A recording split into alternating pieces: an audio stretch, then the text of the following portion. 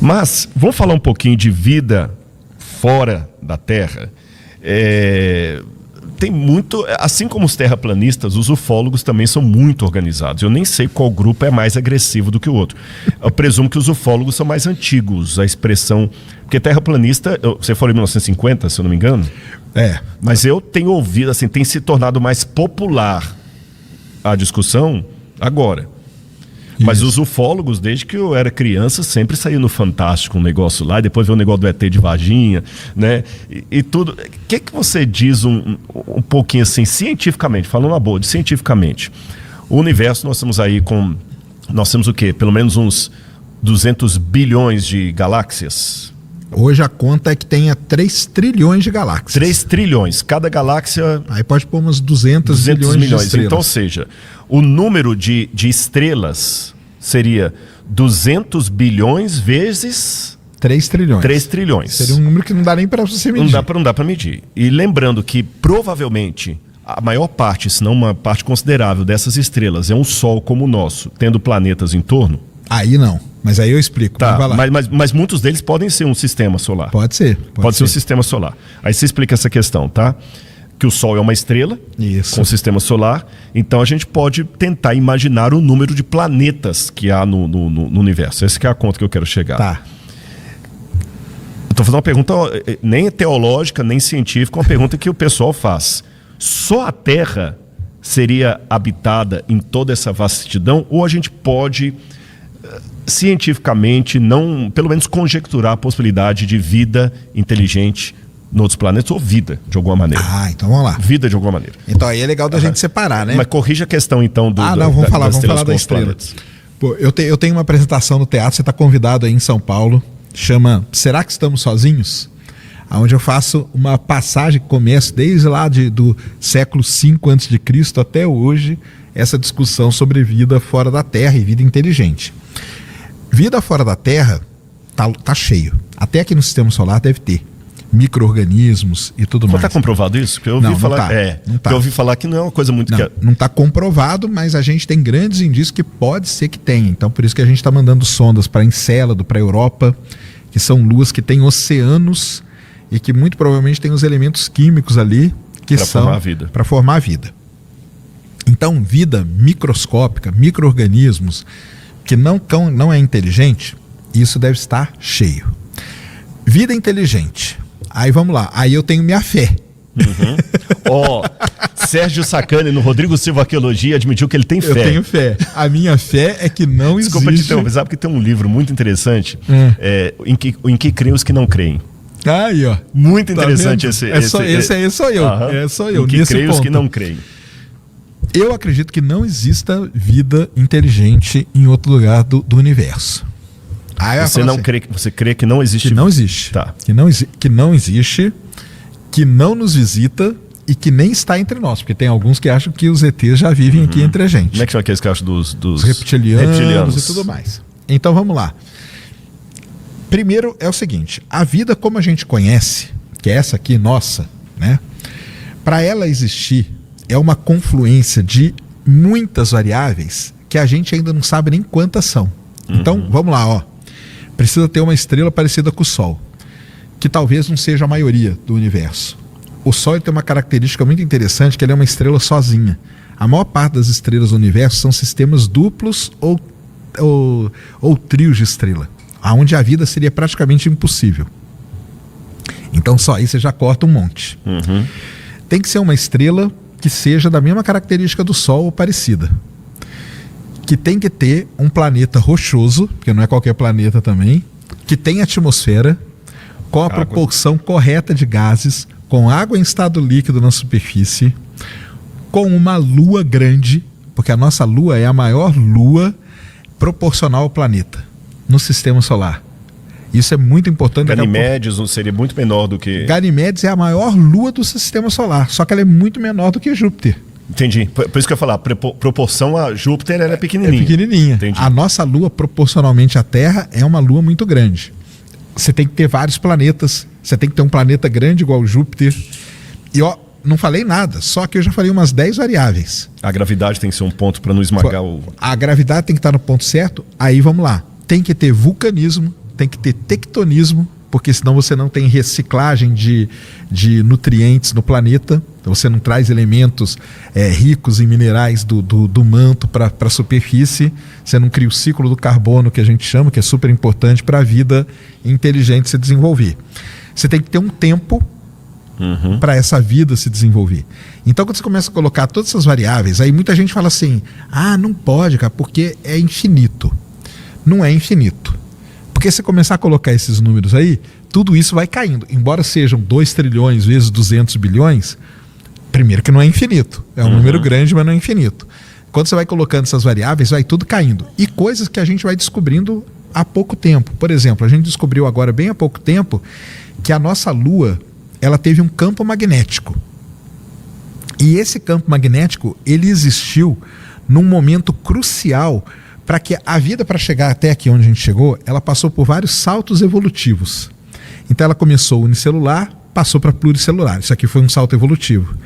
Ela teve que se desenvolver, ela teve que se reproduzir. Desculpa interromper, só para entender, o salto evolutivo, você quer dizer o seguinte, ela não foi passando pelas etapas, é como se ela, fazendo uma comparação, é como se ela tornasse de um bebê e um adolescente sem passar pelas fases. Não, ela vai passando, só que tem um momento crucial onde essa coisa muda radicalmente. Entendi.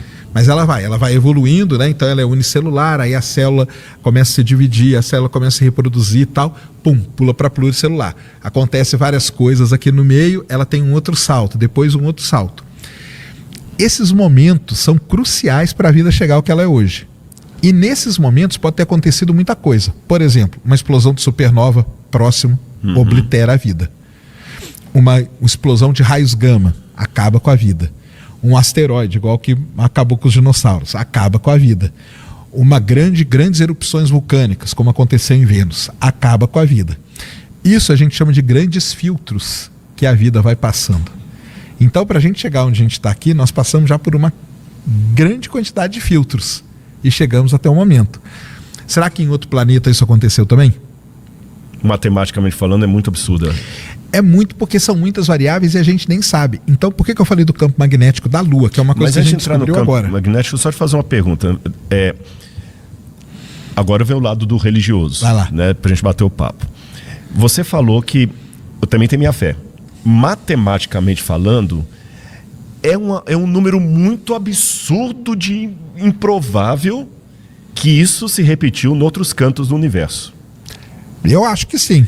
Mas também não seria um número muito absurdo e improvável de todas essas questões acontecerem aqui sem uma mente.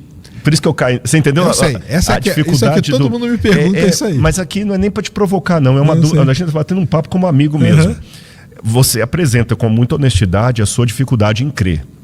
E eu apresento com muita honestidade a minha dificuldade em descrer. Porque eu sou como você. Falar que no universo vai acontecer isso, tudo que você está sintetizando aqui, por uma mera aleatoriedade, realmente, é mais fácil acreditar que eu vou ganhar 200 vezes na Mega Sena e sem jogar. E alguém vai jogar por mim e vai chegar com o prêmio lá em casa 200 vezes repetido. É muito improvável isso. Mas nós estamos trabalhando com uma cadeia de improbabilidades, se não tem Deus, de coincidência sobre coincidência sobre coincidência, para que o Rodrigo e o Sérgio estejam conversando aqui hoje.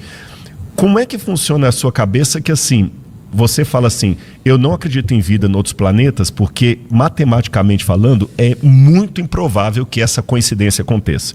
Mas aqui, eu acredito nessa coincidência que aconteceu aqui. Sem Deus. Aconteceu aqui. Só queria entender como é que funciona isso, sem provocar. Então eu sei, conversa claro. de amigo. Para mim, nós somos um resultado do acaso.